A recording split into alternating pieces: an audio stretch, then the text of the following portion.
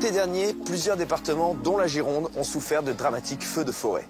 Des dizaines de milliers d'habitants et de vacanciers ont dû être évacués. Les collectivités locales et les assureurs ont alors pris des mesures d'urgence.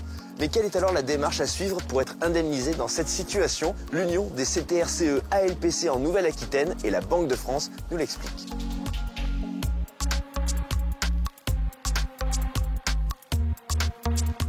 Les feux de forêt ne sont pas couverts par la garantie des catastrophes naturelles. C'est la garantie incendie de votre contrat d'assurance d'habitation qui s'appliquera. Attention, cette garantie incendie est obligatoire pour les locataires, mais pas pour les propriétaires qui doivent l'inclure dans leur contrat multirisque habitation.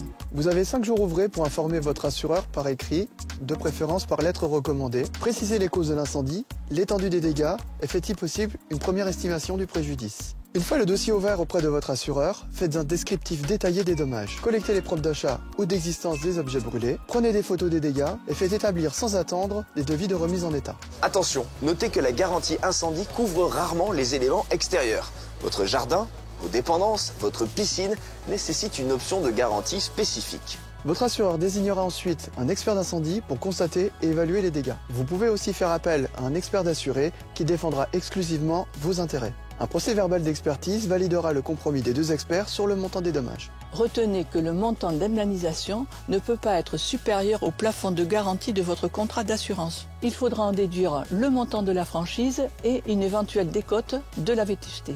Alors, pour être mieux protégé en cas d'incendie, pensez à anticiper les risques à la souscription ou au renouvellement de vos contrats et à actualiser leur plafond de garantie au regard des biens couverts.